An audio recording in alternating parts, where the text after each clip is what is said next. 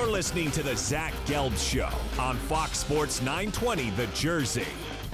All right, welcome back in. 4:30 is the time in the Princeton Orthopedic Associates studios. The long wait is over.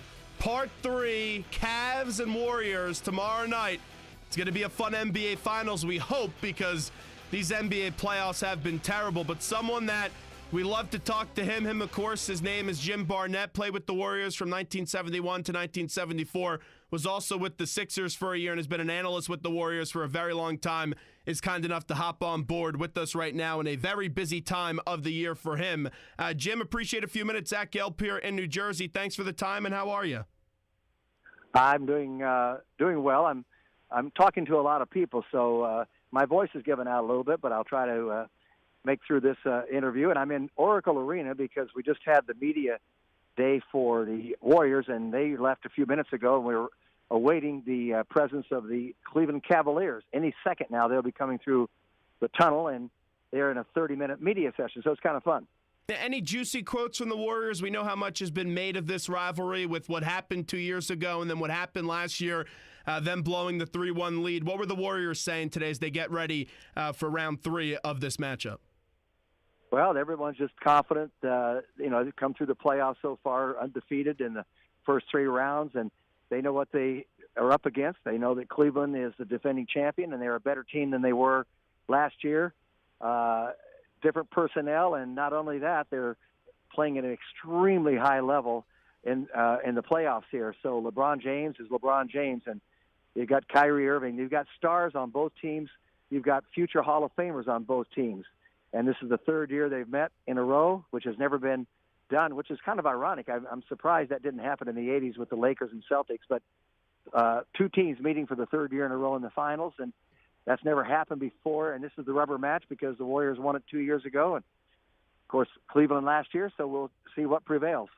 With the long layoff, because the Warriors won in 4 and then the Cavaliers won their series in 5, how does the long layoff affect Game 1 in your opinion? Well, it gives a lot of people rest, so that's good. We should see high-quality basketball. And in fact, the way the Warriors went through their series, they had a lot of rest all the way through this playoff series. So this playoff season, I should say. I don't know. I'm not an advocate of having too much rest. I just know they had a week off before they played San Antonio, and in Game 1, San Antonio came in here to Oracle Arena in Oakland and built up a 20-point lead and kind of shocked the Warriors. They weren't ready to play. And so you've got to be ready to play, and sometimes you think you're ready to play, and yet you haven't met the intensity of the opposition. And so I think Game 1 is extremely important in this series, and, of course, the Warriors do not want to give an advantage. They want to go back to Cleveland winning both games at home, do not want to give up home court advantage. So, it's a coin toss. For me, Zach, it's a coin toss to, who's going to be rusty or are they going to be rusty? And it's a coin toss who's going to prevail in this series. I'd like the Warriors to win. I think they're on a mission. I think they've got to resolve. I think they're very mentally tough. I think their defense is better than Cleveland's, but Cleveland has a lot of weaponry, and it starts with LeBron James, and I don't think there's a better guard in the league than Kyrie Irving. He's unbelievable, and he's quicker than anybody. He's impossible to defend one-on-one. And Cleveland now has a lot of three-point shooters that can match the Warriors' prowess from that distance. So it's hard to predict who's going to win this series. Two great teams are going to be at it, and one team is going to win, one team is going to lose. And, it'll be a disappointment, but it's not earth-shattering, the end of the world, whoever loses this. And the Warriors certainly don't want to, but they've been here before. That helps. And they're still a young team. They've got next year, the year after, and we'll just see what transpires in this one. You mentioned the big 3 for Cleveland, and in series past when these teams have met up, Kyrie Irving has been hurt. Kevin Love has been inconsistent and also hurt. LeBron's always going to be LeBron, and he's a once-in-a-lifetime player. But you look at this trio right now, LeBron, 32.5 points, 8 rebounds, 7 assists. Kyrie averaging just over 24 points. And Kevin Love giving you a double-double on a night-in and night-out basis. Just what's the game plan defensively for the Golden State Warriors up against those 3 monsters? Well, it'll be tested because we know the Warriors are are a great defensive team. They had the second-rated defensive, if you will, to San Antonio in the regular season. And the defensive rating, they're the number one rated offensive team. But Cleveland's kind of destroyed that in the playoffs. They have come into these finals averaging better than close to 11 points a game than their opponents. So, as I say, they're playing at an optimum level. But the Warriors have they have a philosophy, the way they play it, and they do a lot of switching. And I'm not an advocate of switching, but I've never seen a team switch without getting burned on it so well as the Warriors. And the center fielder in that respect is Draymond Green. So, to me, he's the outlier in the whole thing. And if he can man the middle a little bit and give help defense, because I think he's the biggest and most dominant defensive player in the league today. I think he's going to be Defensive Player of the Year. And he's the best help defender I've ever seen in my entire, being around 50 years with NBA basketball. And if he can be roaming into the lane, no one's going to stop Kyrie, out on the perimeter, and he's going to get to the basket when he wants to. That's what advantage a player like he has with that quickness. But if Draymond is there to meet him a little bit and keep him away from the rim, make him take tough shots, if he waltzes his way in like I saw him do so often, particularly in that last game against Boston, I mean, he just has a field day getting to the rim. That it's a great weapon that they have, and he also makes clutch shots. And it seems like LeBron James defers to him in the fourth quarter a lot and lets him go off on that. So there are a lot of interesting matchups and different ways to play them, but you're going to see a lot of switching because they'll go with their small lineup where they can switch 1 through 5. Jim Barnett with us right now at Oracle Arena on the Zach Gelb Show, Fox Sports 920 The Jersey, getting ready for Game 1 of the finals coming up tomorrow night. There's been some times in these finals the last 2 years that Steph Curry's had some off nights. Going into this year, what do you think the Cavs' approach will be going up against Steph? Well, they can't play him the way they used to because the addition of Kevin Durant nullifies that, because the Warriors have 3 incredible perimeter shooters in Kevin Durant, Steph Curry, and Klay Thompson. Klay Thompson, I'm hoping that we'll see the best of Klay Thompson in this series because he didn't shoot the ball well against San Antonio, didn't shoot it all very well against Utah. But they can't afford to double team and take the ball out of Steph's hands like they have done in the past.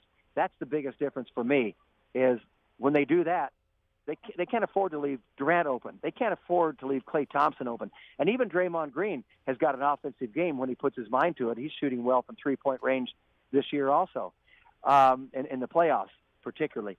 So it's interesting how they're going to play that. And if they do try to double team and take the ball out of Steph's hands, we'll see if the Warriors can capitalize on that and make them pay for it. Being around the team this year, you got to see Kevin Durant play, and we know he was injured for a little stretch. But with KD, with everything that's been made, leaving Oklahoma City after blowing that 3-1 lead and then going to the Warriors, and we all know they've been the enemy, public enemy number 1 throughout this whole year. Just this season, being around the team, what has it been like to cover Kevin Durant with the Warriors and you're number 1? It's been a pleasure because he doesn't have an ego. He's completely unselfish. He plays selfless basketball, as they all do on the Warriors. They averaged over 30 assists per game this year. They continue that trend in the playoffs. He's not worried who gets the most points. He just plays basketball. And you say he's a villain and enemy number 1 around the league, the Warriors. And that's because we live in a social media world today. We live with, as I say, Zach, you've got a radio show, you've got a job to do. Everybody, there's a lot of talk. And they're impervious to that. They don't listen to it. They don't read a lot. They're not worried about it. The Warriors simply follow Steve Kerr, the head coach, and his advice, and you just worry about yourself, and you don't worry about the other team. You play up to your level. And the expectations that Steve Kerr and the coaching staff has for this team, and the expectations that now the team has taken on, that persona, they don't worry about the outside noise. And so it's been a pleasure to be around these young men. They are terrific young men, starting with Stephen Curry, the 2-time MVP the last 2 years. You just cannot believe what a fine young man he is. And I could just go on and on. See, I've been around long enough that it's nice to have, talented basketball players. but it's even nicer for me to have good people, and they're good people. And that's what I appreciate about it, just as much or even more than their basketball abilities. Hey, I like KD and Steph because when you guys were in Philly and I was covering the game, you guys had an unbelievable buffet, and you guys were done eating a little bit quicker. There were some leftovers. You guys gave us some leftovers. So I do like Steph and KD, Jim. I will say that. It's a giving team. It's a giving team, that's for sure. Jim Barnett, wrapping up with him right now on the Zach Gelb Show. Since you brought up Steve Kerr, we know he's not going to be on the sideline for Game 1. What are his plans for the finals, and just how about the job that Mike Brown has done with this basketball team filling on in? Well, I would be very surprised if we saw him come back at all. I don't think he wants to disrupt things. He's looking, I think, more towards next year. He's feeling a little better, so hopefully that last procedure that he did about a month ago in Durham, North Carolina will help. That remains to be seen. He's gone through hell for 2 years. You know, he missed the first 44 games last year, and when Luke Walton took over. And now Mike Brown, the associate head coach, has done a terrific job through the playoffs, as Steve only coached the first 2 games in that series against Portland. So he just, his presence is here, and it's just a sign of a good leader, a great leader, as a matter of fact, because he's empowered the people that he hired, and that includes Mike Brown and the whole coaching staff, and that's what good leaders do. So if the captain of the ship is missing, the ship goes on, and it's on schedule and everything, and it goes in the right direction, because that's the kind of philosophy and the kind of grounding that he has instituted here with this team. Steve Kerr is one remarkable man, Zach. I'm amazed at him. And I just read the recent article in Sports Illustrated, and it said some people say in California and the Bay Area that he could run for office. And I have to tell you, I think I started that trend because I've said ever since he's been here that he could be the governor of California. And he would bring people together, and it would all work. And he could bring harmony, and he could bring success, and he could bring administrative decisions. And he both Democrats and Republicans would like him. And now I have to say, since I'm from California, now I go on and say he could be the president of the United States and do a heck of a job. And I don't think anybody's I don't care who you are, I don't think they'd disagree with that. I think a lot of people would actually like him to get into office now and get the current guy out of office in the president, in Donald Trump. Wrapping up with Jim Barnett. Jim, before we let you run, the current state of basketball, since you've been around it for so long, to me, it's not been a great product. I know we have so many superstars in the league, and there's so many superstars, but it's basically made the regular season irrelevant when you have these two teams going so far into the postseason and seeing this for the 3rd year in a row. What do you make of the current state of the game that you love? Well, I do love it, and thank you for recognizing that. I thought, now I played on a Celtics team who had won 8 straight championships, 8 in a row when they drafted me, in fact, and I went there, of course, I guess I was the Achilles heel because they lost, and I left, they won 2 more. But they won, with Bill Russell, 11 championships in 13 years. But they're irrelevant. I guess it's, prehistoric, so no one counts that. And, they talk about the 3 great teams are obviously the Celtics and the Lakers in the 80s and the Bulls team with Michael Jordan. And if Michael hadn't gone to play baseball, he might have won 8 straight championships himself back there. So, I think that this team and people, I'm going to get to your question in a moment. People are always asking me, is this one of the greatest teams? I know they've won 207 games over the last 3 years, more than any team in history, but it does not make them a great team and one that to be remembered unless they win multiple championships. And I'm nonpartisan that way. They've got to win this championship, the one next year, the one after that. Or if they lose this year, then maybe the next 3 years they go on and win. Then you're talking that kind of thing. But to answer your question, I have no problem with today's game. They've stretched the rules a little bit, and I will say this, and see how it works out in the playoffs with this matchup in the finals, because they stretched the rules that they used to. When you picked up your dribble or you caught the ball, you weren't going to dribble, and one foot was on the ground and the other was in the air. That was your pivot foot, and you're on the way to the basket, and you would get another step and then a jump. So they count that as 1.5 steps that you got to get rid of the ball before you land. Now they don't call the gap. They don't count the gather. They've really changed the rule, so you can pick the ball up, and you can pick it up on your left foot, and you can take a step with your right, you can take a step with your left, and then a jump. And no one uses that to his advantage better than Kyrie Irving. LeBron does it as well. He doesn't do it all the time. But Stephen Curry doesn't do it because he learned from his father, and he learned the way that I learned 50 years ago myself.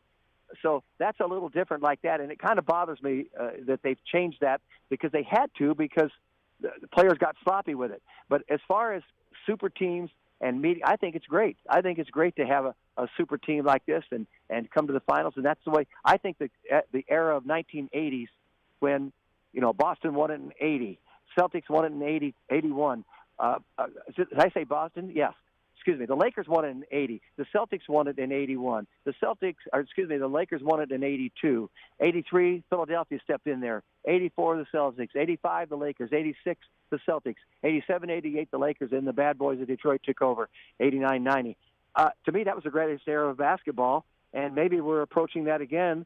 We'll see how it all plays out. I hope this series, Zach, everyone stays healthy. I don't want Cleveland to be missing Kyrie Irving and Kevin Love. I don't want the Warriors to be hampered by Stephen Curry injury or by a Game 5 last year, Draymond Green suspension, when the Warriors were up 3-1 and they eventually lose that series. That is a defining moment. So now I know what you're saying is I do think the league has been watered down a little bit. You've got 450 players, 30 teams. It's not as strong as it was. You go back in the 60s and 70s and you had more parity, obviously, through all of that and into the 80s. But it's just kind of the way it is. I think it's great drama here, and I think this is an epic matchup. I really do. I can't wait to work radio tomorrow night with Tim Roy, the voice of the Warriors on radio, and it's such a privilege to do so. And I tell you right now, it's a pick'em series. It's hard for me to lean either way. So what does this series come down to then, in your opinion? Well, it comes down to, can the Warriors' terrific defense, the way they disrupt, can they be dominant defensively against Cleveland so that they can get out into the open court and get any shot they want in their offense, because their defense fuels their offense? Will the Warriors start turning the ball over? They're prone to turning the ball over and get sloppy, even in the playoffs at times. They've been a little better in these playoffs, but that's something. And can they, with our switching defense and Draymond Green roaming all the time, giving up defensive rebounding position, will Tristan Thompson, Kevin Love get offensive rebounds and give them second-chance shots and second-chance points? I think turnovers for the Warriors is a big thing if they don't turn the ball over, and if they limit Cleveland to one shot most of the time in their half-court sets, I think the Warriors have a chance of winning these games because they're that good offensively. And if they're doing those things, I think they've got an advantage there. Cleveland, they've got a lot of three-point shooters. They can match the three-point prowess of the Warriors, which they didn't have before, and now they do. So it's just going to be interesting. I don't know what's they're all of a sudden someone's going to come through you don't count on. It could be a guy off the bench for the Warriors. Ian Clark gets hot and wins a game for him. It could be Darren Williams, who's playing so much better than he has the last 2 or 3 years in this league, shooting the ball from three-point range and making plays. And, of course, Kyle Korver can get hot from three-point range, and all of a sudden – but the Warriors defend the three pretty doggone well, so we'll see how that plays out. Jim, last one for you, just because we hear your knowledge right now and you're a basketball encyclopedia with some of the references you've been making. We've seen some of the great players you play with, whether it was Walt Frazier, Pete Maravich, Bill Russell, Dr. J, John Havlicek, Rick Barry. We go on and on and on. Just reflect about some of those great players you were able to play with. Well, I was very privileged to be in the NBA in a great era when, we have star players like that. I was looking at John Havlicek's stats, a guy that played 16 years in the league, didn't start until I believe it was his sixth year. As a rookie, I was there in 66, 67. He still wasn't starting. But I looked through there, and most years he played the maximum number of games. And if you look, by the way, when you're looking at 62, 3, 63, 4, 5, they didn't play 82 games. In fact, my rookie year, there were 10 teams in the league. Chicago was a new team. So you played 81 games. You played everybody 9 times. So you knew the personnel. Everybody had to have a great center. But I looked at Havlicek, and when he began starting, he's playing 37, 38 minutes, and he's playing 40. Then he's playing 42, and he's playing 43 minutes a night. And he goes on, and many times, several years, he plays over 40 minutes a night. And even into his mid-30s, he's playing 37 and 38 minutes a night. And his last year in the league, he played close to 35 minutes a game, 35 minutes a game at age 38. So there were a lot of Iron Men during that era. Now you got I do think it's kind of comical at times that guys have to rest when they're traveling on a private plane. Everything is handed to them. They don't wash their road uniforms. We had to take our road uniforms and wash the road uniforms on the road. My job as a rookie was to take Bill Russell's wet uniform back to the hotel, find a bellhop, and hang him up in his room for him every night. And also we flew commercially the entire time I played in the NBA, and we didn't start flying first class commercial until my third year in the league. So, and by the way, we had to go out and find our meals on the day of a game, and go to some restaurant, find some place to eat. And nowadays, you're fed in the hotel where you stay. You stay in Four Seasons hotels, Ritz-Carltons, and all those nice things. I'm not complaining about it. By the way, I've been a television analyst for the Warriors now for 32 years, and I'm reaping the benefits. I'm living like a millionaire myself now, and I'm still employed, and I'll be 73 years old July 7th. So, hey, this world is good to me, and so I don't have too much negative things to say. There's a lot of money. These guys, I realize now that if they had the money like back then, that I'd be making over $10 million a year, because you don't have to be that good to make $10 million a year because the money's there. I believe Stephen Curry's contract coming up next year, he's going to get 5 years, $209 million. That's what I've heard. That's what it's going to be with the money coming in like that, $209 million. And he's never complained about making $12 million the last 4 years. $12 million, he doesn't complain at all. He was like Michael Jordan in that degree. But I played with the great players. Yes, those Pete Maravich. I can talk to you forever about these things. Pete Maravich would be a greater player today. The NBA wasn't ready for him yet. They wouldn't allow him to do what he could really do: handle the ball, go behind the back, and all those types of things. Make passes, the incredible passes that he did, because coaches wouldn't allow him to do that, and even players wouldn't allow him to do that if he turned the ball over. So he had to be more conventional, and now he would be a star in the league. You talk about LeBron, Stephen Curry, Kevin Durant, Kyrie Irving, Pete Maravich. He'd be one of those guys. But I have to say, the great players of yesteryear, the great players, would be able to play today. They'd be able to play today. And a guy like Wilt Chamberlain would still dominate inside more than anybody else. No question about it. Well, Jim, enjoy Game 1 coming up tomorrow night. Have a good call. We appreciate it. Thank you for having me on, and thanks for your patience.